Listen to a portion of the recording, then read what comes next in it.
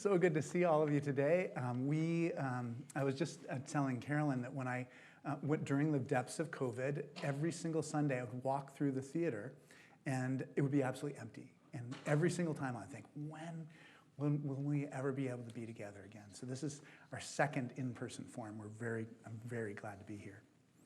Good morning, I'm Malcolm Young, Dean of Grace Cathedral in San Francisco, and welcome to the forum. And thanks for joining us in person and online. Silicon Valley is known for its lavish perks, intense work culture, and spiritual gurus.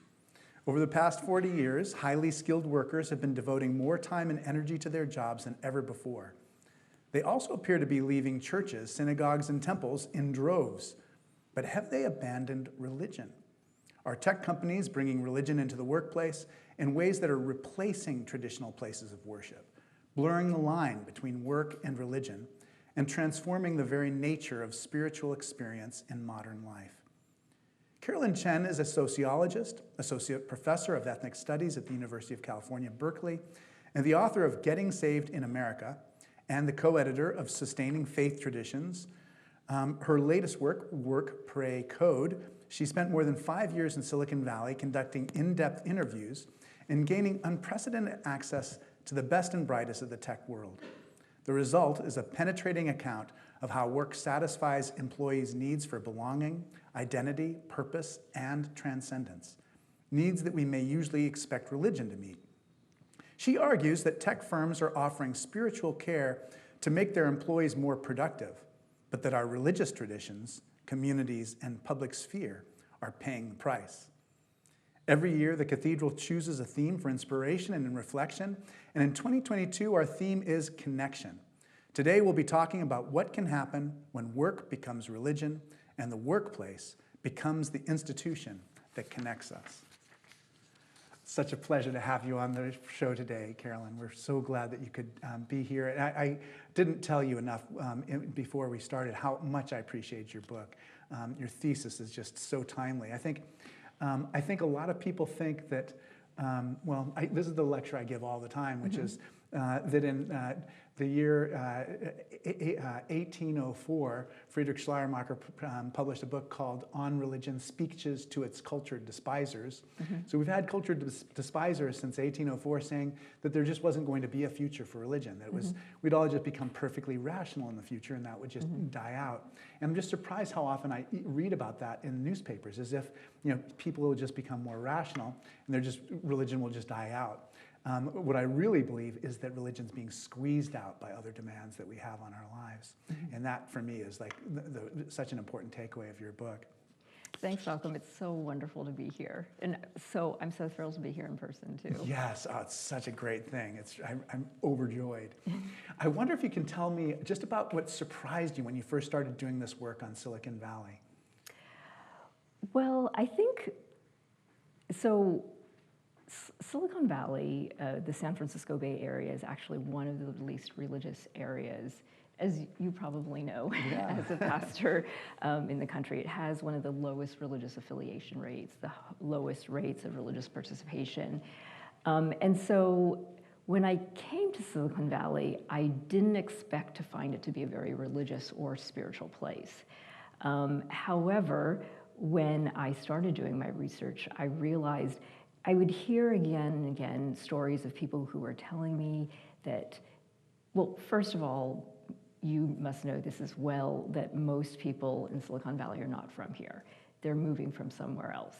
And so I would hear these stories again and again about people who would tell me that after they started working in Silicon Valley, that they experienced that there was some kind of spiritual transformation that they had encountered, that they described themselves as becoming more spiritual, more whole, or more connected.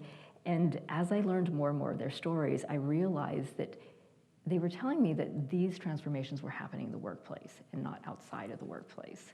So that was something that really grabbed my attention and really surprised me at first. So I'll give you an example of one story that I talk about in my book. And this is the story of a young engineer who I call John Ashton. And he moved from Georgia, and he was a fervent evangelical. He was the president of his fraternity, and It was a Christian fraternity? A Christian fraternity, sorry. Yes, and he was extremely active in his church, like, building orphanages in Mexico, playing in the band. So his church in Georgia was sort of his whole world. It was his faith community. He talked about how it really formed him, gave him this foundation in life. Yet when he moved to Silicon Valley to join a startup, he moved to San Francisco, he really didn't have time for church anymore, because instead of working 40 hours a week, he was working 70 hours a week. And on top of that, he essentially poured his religious fervor into the work of the startup. And it was a startup that, in a sense, like replaced his faith. He left the church, he left his faith, and instead he replaced his faith with this, faith that he would be able to change the world with his social networking app. This faith that his company would be the 1 in 10 that would IPO or be acquired. And instead of breaking bread at church, he would be breaking bread 3 times a day with essentially his brothers in the startup. And so it really sort of replaced where he used to find meaning, identity, and belonging and purpose in his faith community, in his church. He was now finding all of these things in the faith community of his company. And so in the book, I talk about essentially the workplace, companies, and startups as being faith communities. They're the new faith communities for in this new economy. Yeah, there's so much in the book that's so wise. Just both the effect that this has on people who are in that environment, and then the effect that it has on the society around us. One of you coined so many new words that I love them. Techtopia is one of them, and maybe you could talk a little bit about what Techtopia looks like. Yeah, so in the book I talk about this Techtopia, which is a word that I use to describe Silicon Valley, which is a society where work becomes the highest form of human fulfillment. And I talk about how, so let me just back up here, because I think that we in our society often talk about work as extractive and that it's draining us and that it is sucking our souls, right? But I think that in the last 40 years, what we've seen happening is that work is taking more and more of professionals' time. So a certain kind of elite class of workers, they're working more and more, they're devoting more hours to work. But the other flip side of that is that while work is taking more, it's also giving more. It is, as I mentioned before, where we look to now for meaning, identity, purpose, belonging. And so it's both taking more and giving more. And so what I see companies doing in a place like Silicon Valley is acting like this huge magnet, where it's actually attracting our time and energy and devotion. And what happens in places like Techtopias, like Silicon Valley, is that work magnet becomes huge. And it becomes essentially the alpha institution in society. And so that all of the time and energy and devotion of the community, which you can imagine as being metal filings, kind of gravitate towards it and just concentrate around it. Well, then what happens to the other magnets, the social institutions in society? These might be our mosques, our temples, our churches. These might be our neighborhood associations, our schools. They might be our unions. Yeah, arts organizations. Arts organizations, museums. Yeah. They start to shrink in comparison, right? So they start to shrink. Instead, you have this huge sort of alpha institution magnet that's growing bigger and bigger. And so all these other competing institutions that in order to compete for the time and energy and devotion of a community essentially now need to come and service the corporation. Yeah. And so that's what we're seeing essentially, is that I interviewed one Zen priest, for instance, who told me, the membership in my Zendo is dwindling. People don't have time to come to sit anymore. And so I'm going to bring meditation to the workplace. I talked to Christian pastors who told me similar things. The members of my congregation are working so much, so why don't I bring it to the workplace? I talked to people, members of communities and schools. I mean, it's really clear when you sort of look at Silicon Valley and sort of the food scene there. For a place that is so affluent, it has a really impoverished food scene, right? Right. And if you talk to people who are in the restaurant business there, they say, well, you know, and this is in pre-pandemic days, is that, well, we can't compete with the corporations because they give better, it's stable pay, stable hours, and so they're basically buying out the small, you know, restaurants and cafes as well. So essentially in a Techtopia, what you see then are all the other institutions, in order to survive, they need to service the workplace, and essentially then assimilate into its goals, conform to its goals as well. Yeah, it's so interesting because, you know, in the 1990s, there was a huge movement to just kind of like bring church out of the churches into the workplace. Yes. And it's just, I don't know how much we talked about, you know, how is that affecting the message that we deliver? Yeah, you know? yeah. And I think that is still part of the conversation too, is that I think that as we see religious affiliation, as we see, you know, I would say the social power of religious institutions shrinking, that the question is, well, and this is really faith tradition, you know, across the board, it's, well, how can we meet people where they're at? Yeah. And so if they are spending all their time at work, if work is where they are finding meaning and purpose and identity, then we should be going to the workplace too. But there's a cost to that. You know, there's a really stark cost to that. I think that clearly what you're seeing with, for instance, Buddhism, and when they're bringing meditation and mindfulness to the workplace, essentially they need to conform to the goals of the workplace.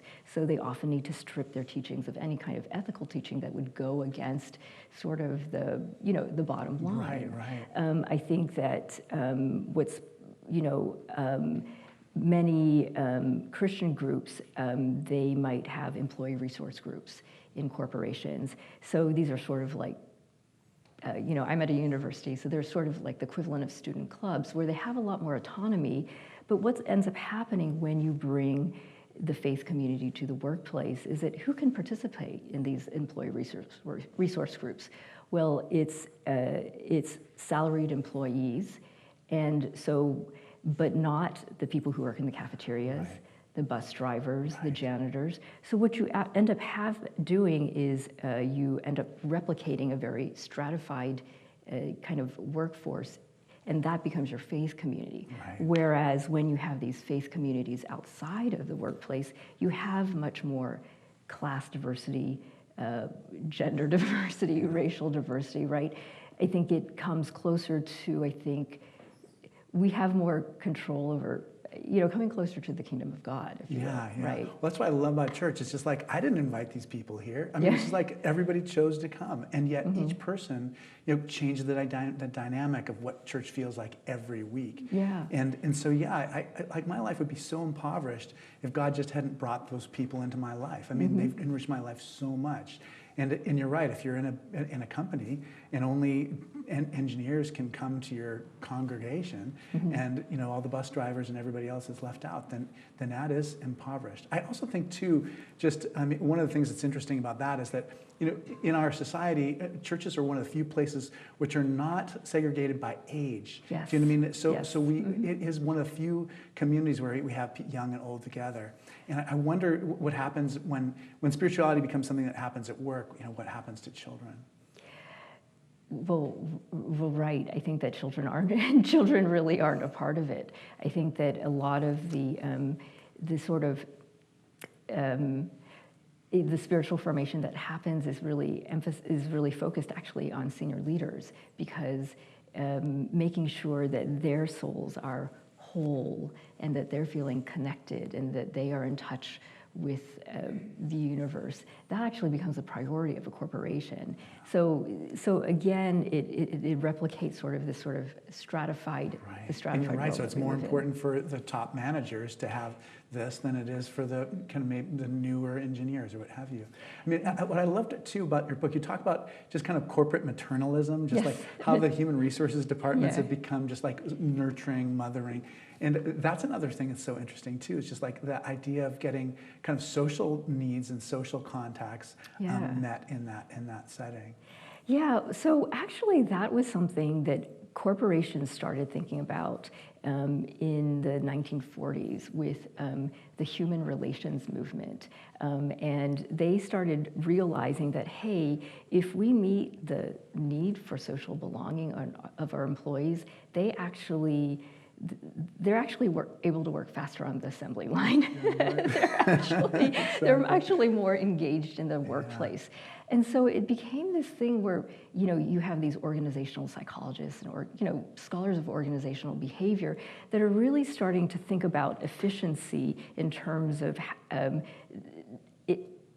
connecting, you know, words like belonging and meeting with human efficiency. And so, so I think that we really see the kind of apex of this, you know, with Silicon Valley and what I call corporate maternalism, where the company cares for the personal lives of their employees. Makes your doctor's appointments or makes sure your cleaning's done.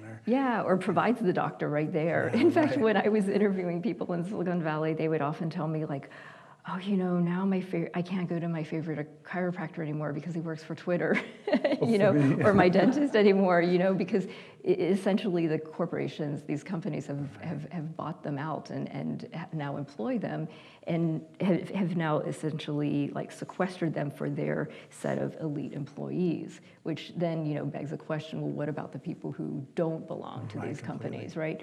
But so this idea of corporate maternalism where they're taking care of the bodies and souls. So it's not just, and this is in pre-pandemic days, although it's starting up again very soon. You know, Google, their employees are coming back on April 4th, but it's providing the food, it's providing the gyms, but it's also providing the social, like the clubs, the hobbies, but then it's also the spiritual aspect too. You were even talking about like the romantic elements. It's just like, how can we help Bill get a date because he's, you know, so awkward, and how can we coach him so that he can be more suave or what have you? Yes, exactly. There was this one case of a young engineer who his boss actually told me that he was really awkward around women, and that he didn't have self-confidence because he wasn't dating. And so he hired him an executive coach who helped him with, among other things, just being able to ask women out for dates. And he really developed that confidence, and that really changed him as a leader. And I'll have to say he wasn't the only person. There were other people who told me that these executive coaches who were essentially hired for their professional development also helped them with their romantic lives. And that in turn helped them professionally. Right. So there's this phrase, this concept I talk about in Silicon Valley, which is the personal is the professional. Right, meaning is money. So essentially that when you develop someone personally, when you take care of their personal needs and when they feel whole, when they feel fulfilled personally, that will show in their professional success. But the implications of that is that now companies ought to be concerned about your personal fulfillment, and that for them, that is actually will affect their bottom line. So they will do everything to make you personally fulfilled, right? So that sort of gels with the trend that we're also seeing among professionals to looking to work for meaning and fulfillment. Because on the other end, you see corporations who see this as now in their interest to do, because it actually helps to increase their profits. Yeah. It's funny because I was thinking a lot about just like plantation agriculture. And especially I was thinking about just like the sugar plantations in Hawaii, where I mean the plantation like really ran everything in life. Yes. I mean, and that's one of the differences. People go to Hawaii and they say, oh, the culture is different in the Big Island, different in Kauai, different. And it's partly geographically determined because the places where plantation agriculture can happen, I mean, it really changed the culture of those different islands. But literally, I mean, if the plantation said the town is on land that's too rich, they just take out all the housing, move the whole town to another place where the land is sandier. But it is in there. It has like pernicious ethnic elements, because if you can keep everybody kind of contained by their ethnic group, then it does mean that you don't have to pay people of lower status as much. But I wonder if you've ever seen any work that's been done that kind of compares this setting to kind of other settings like that. Yeah, that's a great question. I think that here I'll use an example, which it was an example that people used with me, is professional athletes. Oh, yeah. So elite athletes, right? I mean, you've read about Tom Brady, and I mean, for him being a good, or Steph Curry, I mean, for any of these top athletes, performing for, say, Steph Curry, the 2 hours that he performs, it takes a lot of, it's not just physical, the kind of physical discipline, but it's also a spiritual discipline. Like everything that he needs to get ready, right? And he has like probably 5 different coaches that are helping him. It's not just physically, but also with like the emotional, the spiritual, and everything, so that he's at his top. And it was that sort of model of which I saw people thinking about, especially senior leaders in corporations. But because these companies are so wealthy, they're able to create that kind of care and sort of coaching and spiritual support. Also, they're able to bring it to scale, and also bring it, also to, from top to bottom. I mean, with more emphasis on the senior employees, of course. Yeah, it's absolutely, it's like another world. I mean, there's one line in the book that's just kind of a throwaway line, just about just how disengaged kind of the wealthiest Americans are from religious life. And I thought that was interesting. I also just think, I mean, there's a disengagement just from life in general. I mean, because these things kind of insulate you. And yes.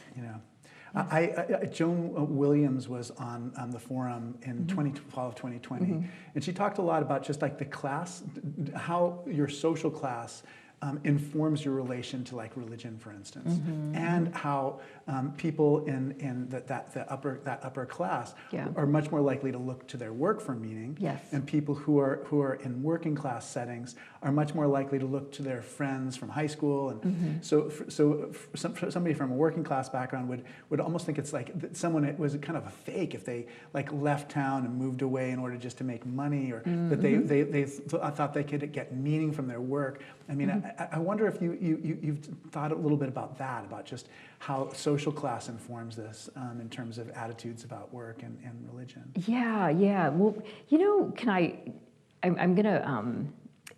So one of my other areas of expertise is race, ethnicity, and religion. Right, so I'm just going to kind of pivot to that and talk about that in relation to social class. So when you look at religiosity in the United States, and you compare among people of the same faith tradition, people of color are always more religious than whites. And it has something to do with class. It has something to do with the experience of being a racial ethnic minority. And what we see, and particularly, if you look among Asian Americans, you look among Latinx folks also, you see this pattern where the first generation is more religious, and then the second generation, third generation, they become less religious. And it has something to do with their dependency on their faith and the dependency on their faith community. So that when you're sort of all set, and you don't need to rely on others. I mean, this is one of the things about the United States, is that the more wealthy you become, you can sort of like buy yourself out of things, right? Totally. You can kind of live in a gated community. You don't have to worry about the public school system anymore. You don't have to. Right. You don't have to worry about the drought. You can protect yourself from the air, like the wildfires, right? All of these things. You can protect yourself. You can insulate yourself. However, people who don't have those resources, they actually they have to rely on their communities more. And so that's what you see among racial and ethnic minorities, and why you see, for instance, among African Americans. this higher rate of religious participation, them, attending weekly services more. You see this also among Asian Americans and also Latinx folks. So I think that there's definitely that clear, racial divide that is very much also maps onto class as well. But I think that just going back to Joan Williams and her findings, I think that's absolutely true too, that in working class communities, you want to be done with work. Yeah, completely. To get, like you said, it was like extractive. It's extractive. Yeah. And so it's this relationship, you understand, I want to be done with work, and work is for money. It's a means for an end. It's a means for an end, right? To support my family. Exactly. But among professionals, and then it becomes amplified in places like what I call knowledge industry hubs, like the Bay Area, like Washington, D.C., New York, Seattle, that instead work is about providing meaning and identity. And so, of course, you would work more. Why wouldn't, it gives you... So all of these social and spiritual benefits then become concentrated in this institution of work, which then develops this sort of outsized presence and influence over our lives and communities. My wife Heidi and I are very good friends with Juliet Shore, who wrote this book, The Overworked American. Right. I quote her. 20 years ago, 30 years ago actually. But her thesis is basically if you just add like 20, 30 more hours every year, over time, you get to a point where people are just way overdone. Yeah. Can I just tell you? I mean, I read Juliet Shore's book, and I use her work a lot. And what is so fascinating to me is that when I was doing research for this book is that so much of the work on overwork, which she really, she was a pioneer in, was from 20 and 30 years ago, which is when we see the shift of people working more hours.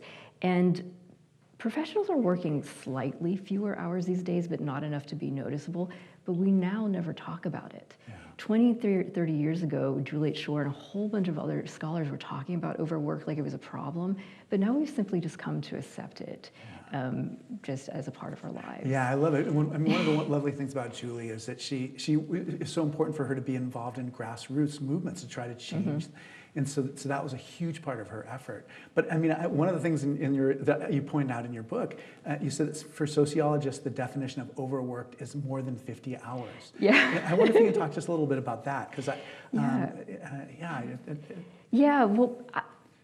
this is, believe me, when I saw that number, I thought, well, that means all of us are overworking, right? Yeah. And I was surprised by that. I can't say anything more than that was just this number that sociologists came up with, right? On it, exactly. Is that it should be over 50 hours, but that essentially makes all of us overworkers, and we almost can't imagine, because we talk about 9 to 5 as that's almost like a part-time job now, right? Right, it is.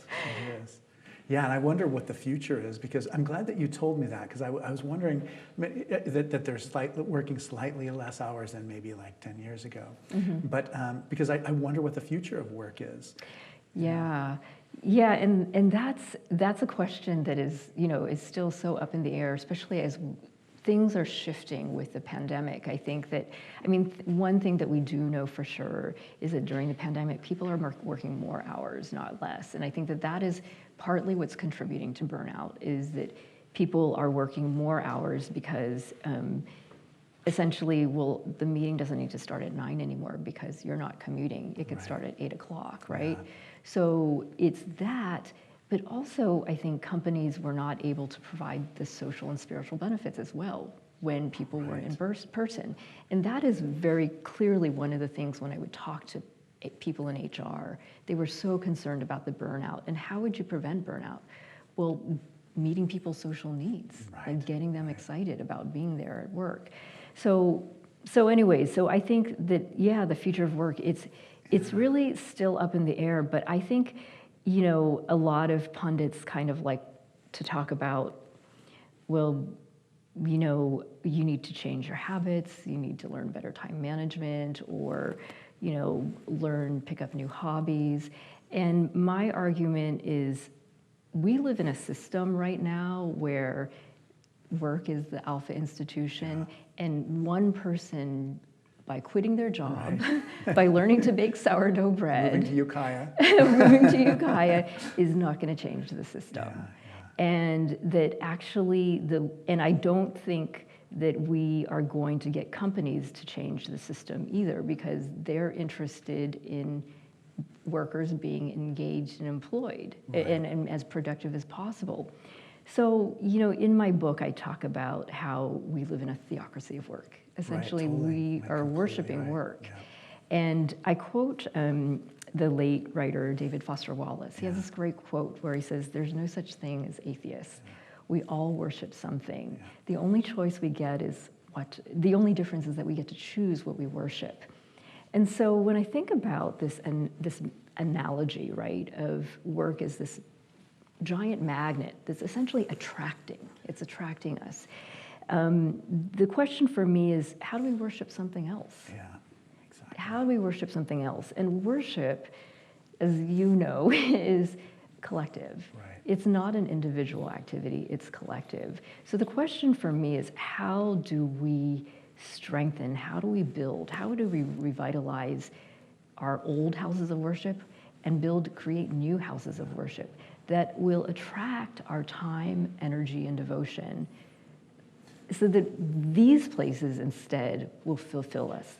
These places will meet our social needs, our spiritual needs, and it's not going to be all located in the institution of work. Yeah, and that was one of my one of the things that most affected me. You know, being a pastor of a church in Silicon Valley for 14 years, and then being here, which is pretty close to Silicon Valley.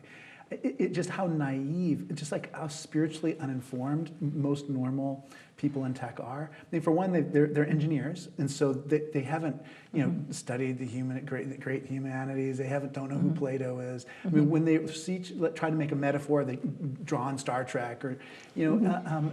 But there is a way in which, and I love it in your book, you totally address this, which is just like you talk about the true believers versus the non-believers in work. And the non-believers are actually people of real faith. So if you really are a devout Buddhist or a devout Christian, you're less likely to be just like convinced that your company is going to change the world, or that you should give your whole self to it without any reserve. But if you don't have that kind of background, it is easy to get swept away, and almost it becomes an idol, is the word we use for it in the religion. Yeah, absolutely. So as you were mentioning, there were two groups of people that I found who didn't worship work, and those were older workers who were 50s or above, and then people who were religious, of various religious traditions and of various ages. And I really especially found this among religious people, is that they essentially had another faith community, another thing that they worshiped. And these people were different in that they were less likely to join the clubs and in the workplace, or, you know, do hobbies in the workplace. They were just much less socially involved, and they were much more clear about rationing their time in the workplace, because they knew that they knew that they wanted to save their time and energy and devotion for another place, and that they felt that essentially there was this other community that lay claim to them. They had these other identities.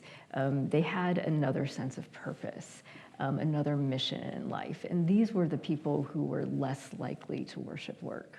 Yeah, that's great. I think about, I love what you just said earlier, one step earlier, when you're talking about the pandemic's almost like a control experiment that's examining exactly what you're saying. Which so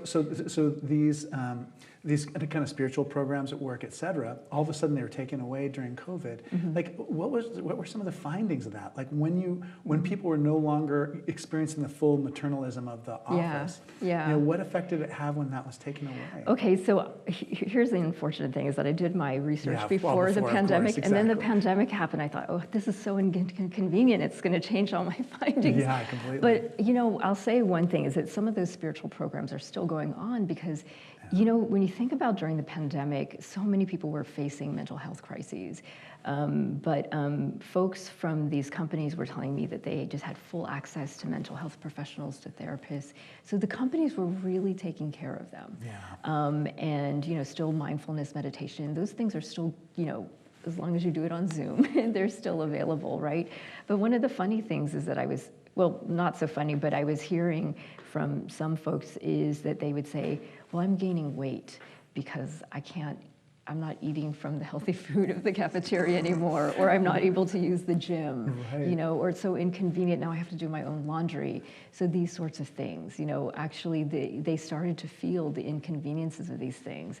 And after a while, the Zoom happy hours were just like not very fun anymore, right? Yeah. So. Yeah, exactly. So interesting. When I was a student at UC Berkeley, I wanted to take Robert Bella's Introduction to Sociology of Religion. So I took Harry Edwards' Introduction to Sociology, and then I just never got to it. And it was one of my biggest regrets that I didn't take Bob Bella's class. But I wonder if you can talk a little bit about just like the sociology of religion, kind of where it's been and where it might be going for the future. Yeah, that's a great question. So I also went to Berkeley. I got my PhD there and I studied with Bob Bella. So that was really, that was a really big treat. You know, I'm hoping that my book is making an intervention in the sociology of religion, because a lot of the study of religion is the study of religious people, right. communities, exactly. Institutions. Texts. So things that identify as religious.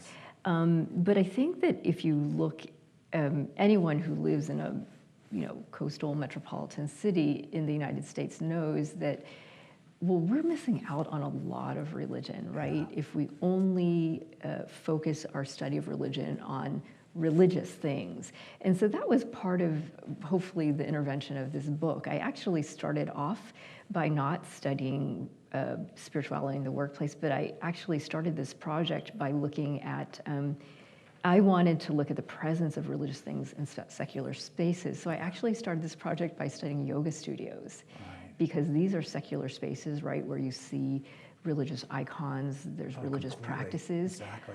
Religious tattoos, religious images, religious, words, a Dharma talk, like, where did that come from? Right, so these are all in these purportedly secular spaces. Yeah. But here's the interesting thing, Malcolm, is that when I went to these spaces and I conducted interviews with these folks, and I asked them, and as a scholar of religion, I always like to get a spiritual biography of people and really ask them, well, how do you use these spiritual practices? What does it mean to you?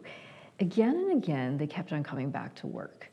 Well, I practice yoga because after a long day at work, I feel really tense, I feel really stressed, I feel really tight. So that's why I practice yoga. I do this because it actually helps me become a better fill in the blank nurse, lawyer, teacher. And so as I would hear these interviews, it became clear to me that, hold on, what's sacred here? What's religious here? It wasn't the practice, it wasn't the icons, it wasn't the space, it wasn't the community. Actually, what was sacred in their lives was work. They were willing to get migraines, get ill, sacrifice their families, their marriages, all these things, which they never even thought of as sacrifices for work. And it was actually their yoga and their meditation, which were essentially therapeutic practices. They were ancillary to work. They were supporting the kind of work that they had prioritized in their lives. So that's really, and then it was when through that project that I thought, wait, I'm looking in the wrong place. I should actually be going to the workplace, because I think this is really where religion is. This is what's sacred today. Yeah, I can't remember what forum it was, but it was been within the last week and a half. Somebody asked me what the difference, it was like I was on stage or interviewing or something, and somebody asked me what I think is the difference between religion and spirituality. And I just don't make a very big distinction between those things. I mean, Spirituality is what I talk about when I want people who may not already be in my community to understand, and religion might be what I'm talking about when I'm trying to really emphasize the institutional element of it. Yeah, yeah. But you're right. I mean, it's like everybody worships something. I mean, that's the most basic Jewish teaching, Christian teaching, Muslim teaching. Yeah. It's just like, what is it going to be? Is it going to be, Facebook or Twitter, or is it going to be, the creator of the universe? Can I just say something about that difference between religion and spirituality? Because I get that question a lot, because I teach religion at UC I was Berkeley. hoping you'd help me with this. Yeah, so I teach religion at UC Berkeley, and most of my students say that they're spiritual but not religious. Right, That's right. sort of the default kind of category now. And I say, well, so spirituality might be an individual or personal thing, like how you're connecting to the divine, or what what gives you purpose in life, how you feel transcendence. But I talk about religion as being communal, Yeah.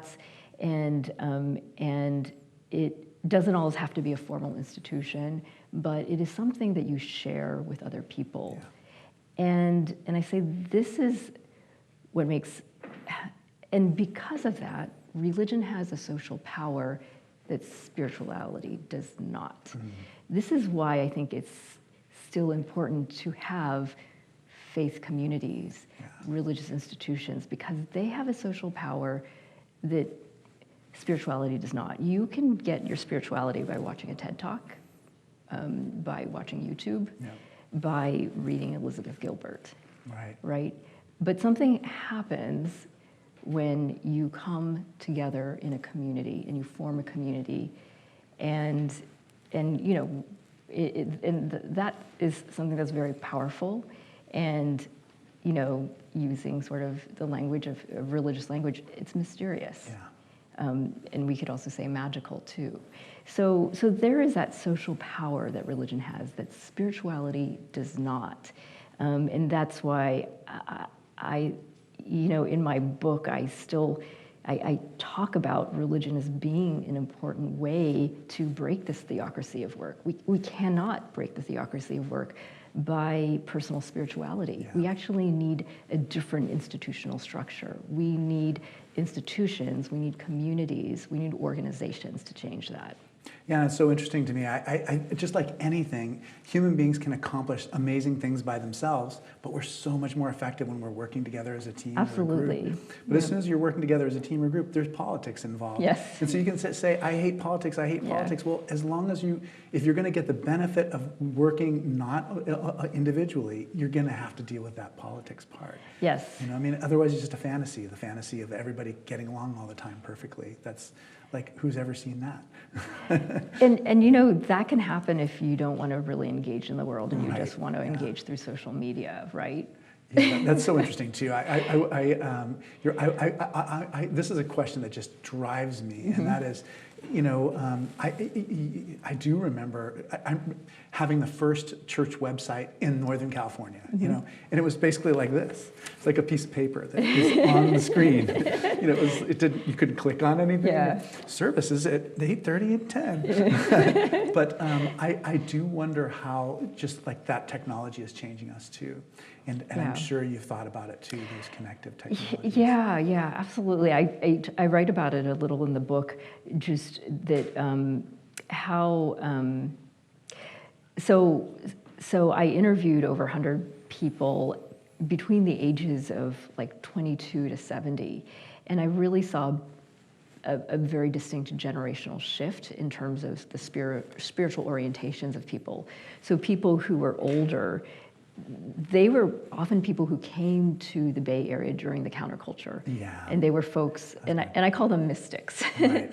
And they moved here because it was part of their spiritual quest to expand their consciousness, and they created communities.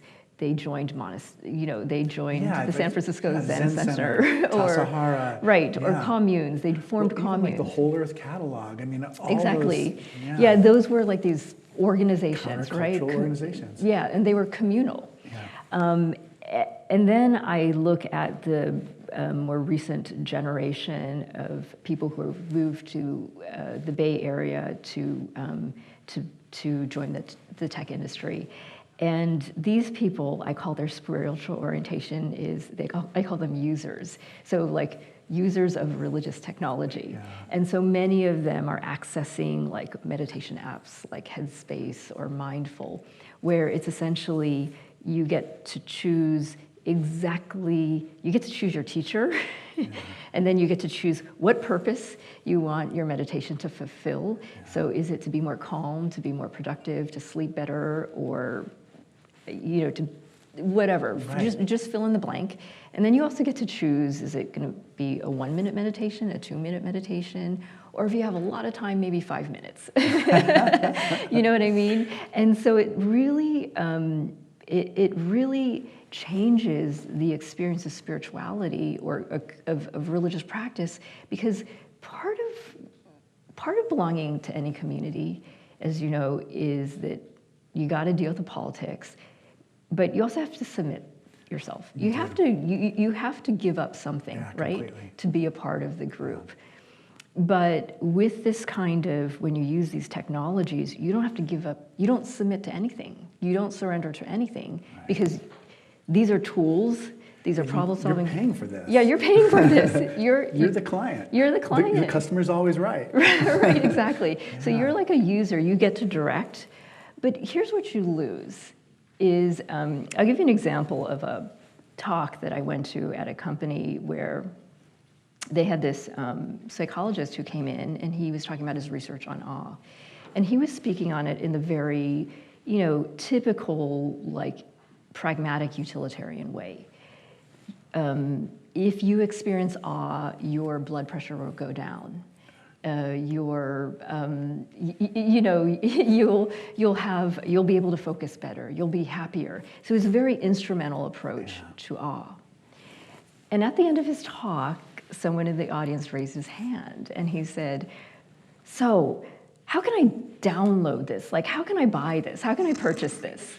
And everyone in the audience was like, "Who is this weirdo?" And the speaker was himself like flabbergasted, kind of was like stuttering, because it was kind of like, we're talking about awe here, right? But the thing is that the very way that he approached awe was very similar to this user mentality. Yeah.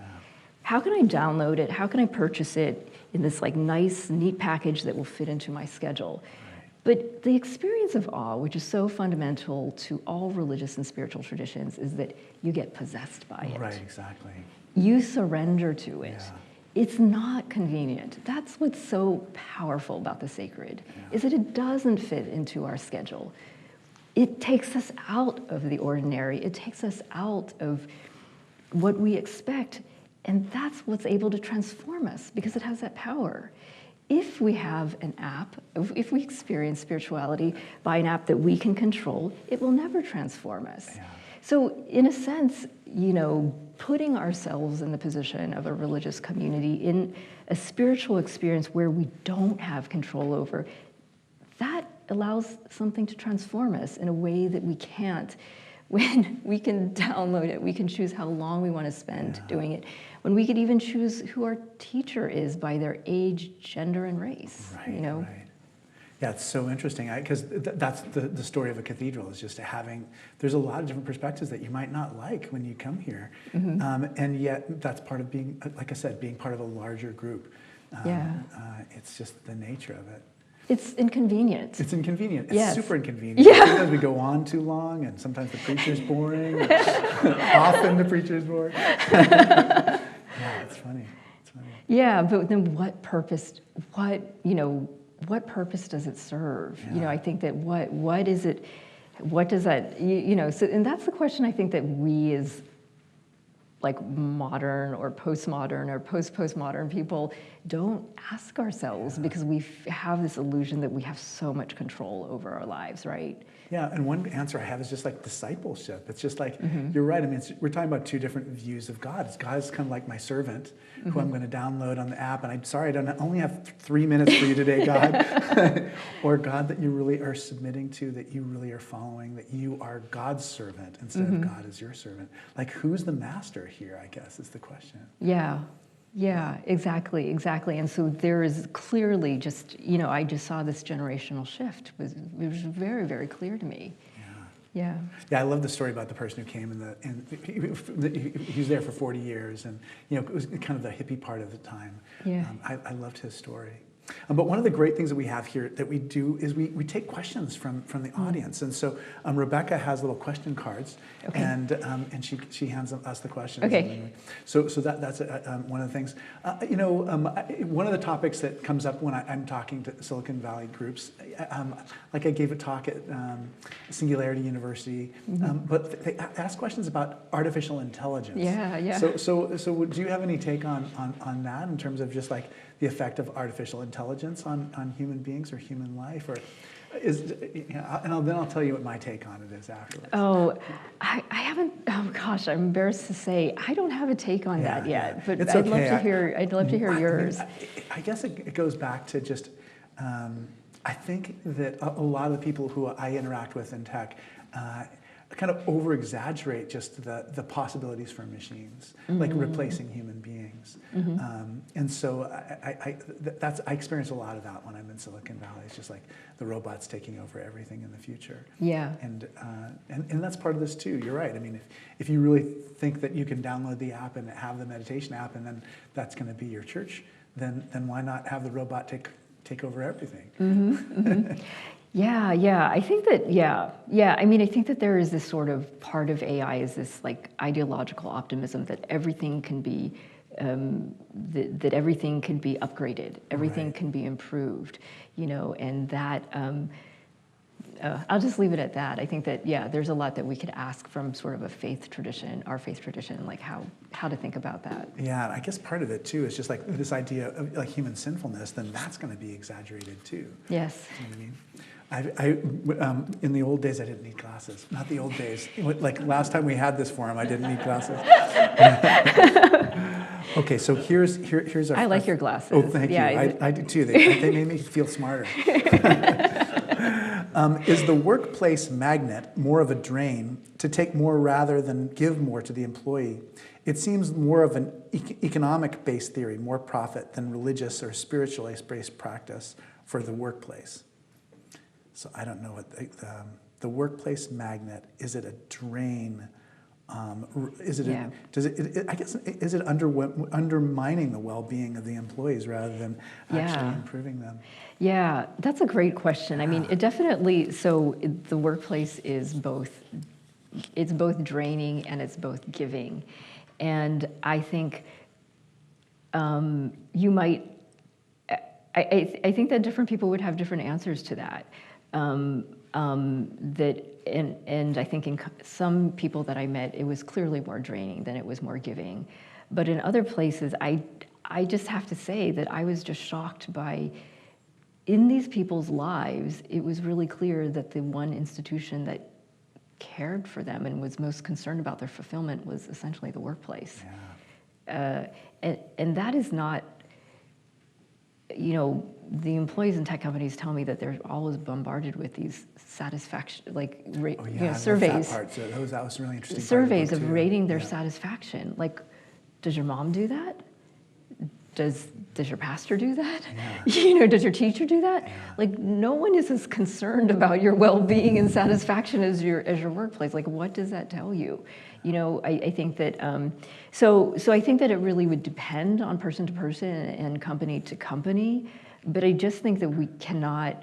I think that the narrative and the language that we've used for so long to talk about work is draining is actually blinding us, is preventing us from actually seeing how work does fulfill us. Yeah. And that we need to first understand that before we can change these other things. Yeah. One thing, I think that when an institution or somebody else does so much for you, then you become incapable of doing those things for yourself. Yeah. And maybe not completely incapable, but you certainly think you can't do them anymore. Yes. And so I kind of wonder about that too. It's just like if you kind of lose your religious agency to be kind of in charge of your own spirituality. Well, the thing is you also don't have time. Yeah, that's true too. And so it's sort of like, I think that workplaces, corporations are actually, they solve the problem of meaning most efficiently for most professionals. Yeah. they don't even have to, that means that then you don't even have to log on to Grace Cathedral at 11 o'clock on Sunday, right? Completely. Do you know what I mean? Yeah. It's like, it actually offers the most efficient solution.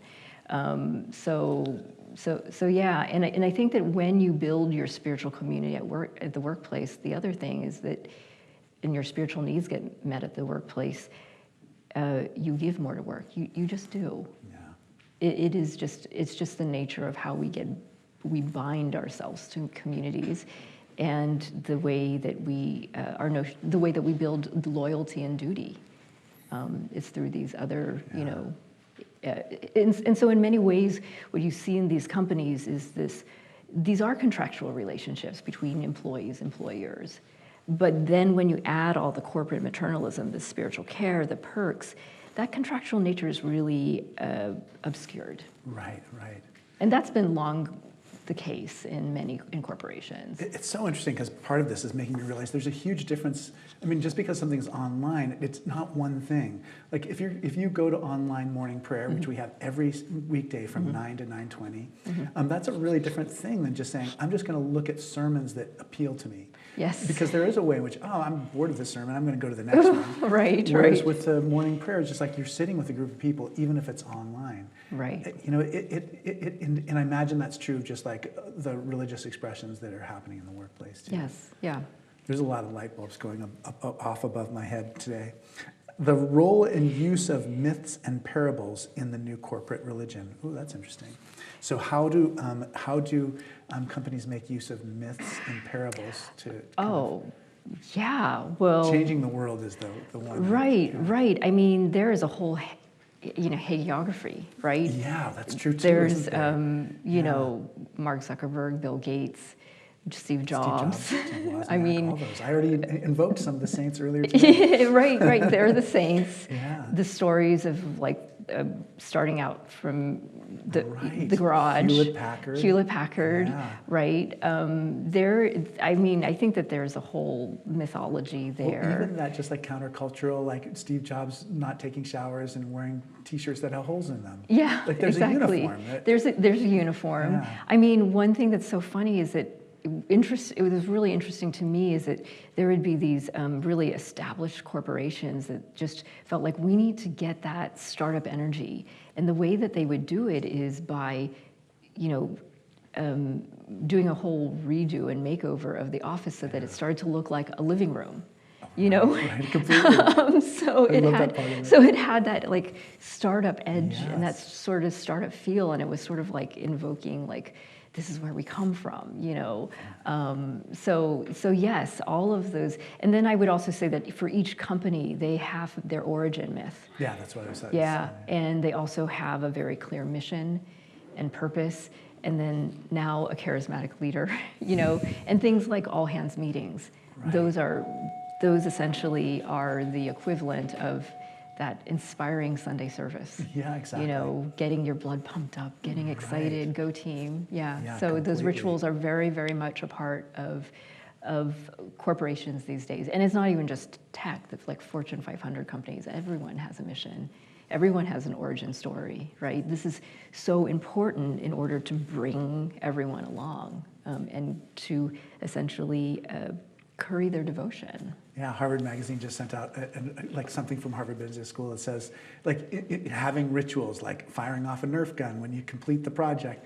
It builds productivity, and it's completely right up your alley. I'll cut it and paste it out. No, I know. If you look at Harvard Business Review, it's like, whoa, there's like religion, and there's religion all over that. Yeah. Okay, I have a friend who's a director of operations for a tech company who tells me that that its employees mostly want to keep working from home. Mm-hmm. Do you think their relationship with work might be changing? That's such a great question, and I think it will change if employees are, well, okay, let me back up. I think it will change to some extent because you don't have that sort of, that social bonding that you have anymore. And I can see on that side that perhaps work will be less totalizing. But I think the more important question, though, is what are the other institutions doing? It gets back to this question of, how do you break the theocracy of work? And how do you, How do you worship something else? Because even if you aren't going into work, if spending 10 hours a day with your colleagues on Zoom or doing your work is still the main institution, that is the primary institution that's organizing your life, well, then it's still the primary institution, right? Yeah. So the question for me is still, what are, is anything changing about the other institutions or the other communities or the other ways, things that you're connecting yourself to?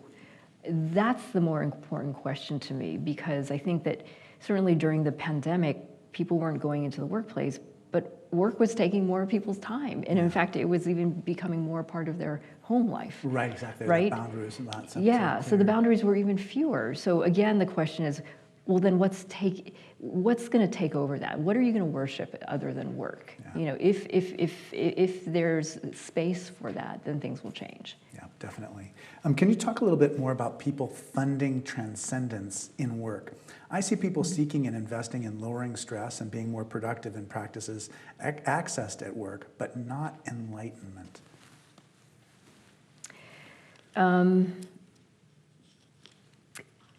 I know it's, here, let me read it again. Yeah. It's a great question. Yeah. It's almost like different levels of like spirituality. Yeah. So can you talk a little bit more about people finding transcendence in work? I see people seeking and investing in lowering stress and being more productive in practices accessed at work, but not enlightenment. Yeah, that's a great question. So I think that a lot of companies are bringing meditation and mindfulness into the workplace because of all the scientific studies, right? That it's lowering stress and it's making you more focused and more productive, but in my research, what I was also seeing was that you would have, with those programs or separate professional development programs, that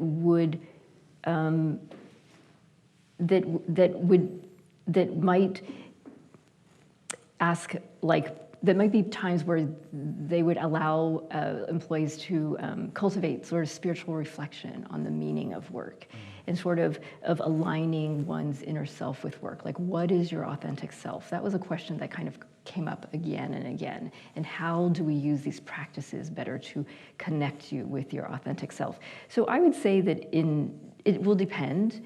In some companies, it's just like, okay, here, let me teach you how to count your breath, and then you could go back to work. But other companies might take that a little bit deeper. I have seen Dharma talks in companies as well. And so they might not use the language of enlightenment, and very few companies would actually use the language of spirituality, because they sort of felt like that was still very woo-woo or uncomfortable to use among engineers especially. But in closed doors with me, the people who were running these programs would talk about sneaking in spirituality, and that how spirituality was very much the essence of the program, but they just couldn't use that language with engineers. So, so there was sort of this double talk that would always happen in corporations, where they would use best self. Yeah, right, exactly. Right. Yeah. So it's like, how can you be your best self? Well, unpack that best self. Right. What does that best self mean?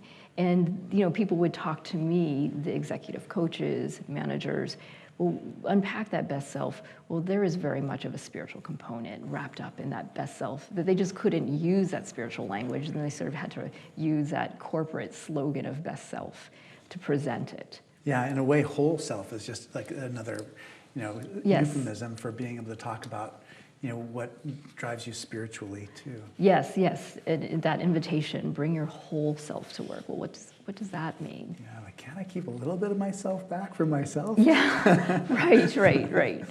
Well, this has been, I like looked up at the clock. I cannot believe we're like over time. It just, the time just absolutely flew. It's been so good to have you here today, and a huge gift to all of us. I think every one of us just needs to be more aware of this tendency in society. And, I think so much of the evangelical churches, just like they talk about idolatry as if you're actually worshiping an actual idol, but this is far more, like, it can be far more damaging to the human spirit than a genuine religious practice. Well, it is so much, it's so ubiquitous. It Yeah. is really the air that we breathe in a place like the Bay Area. It's the water we swim in. We don't see it anymore. Yeah, exactly, exactly.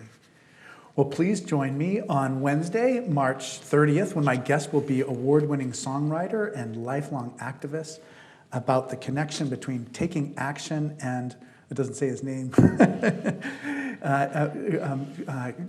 Bruce Cockburn is going to be my guest on Wednesday night. We're going to be filming him here at Grace Cathedral, and it's going to be online. So that is something to look forward to for Wednesday night, a real live rock star on the forum.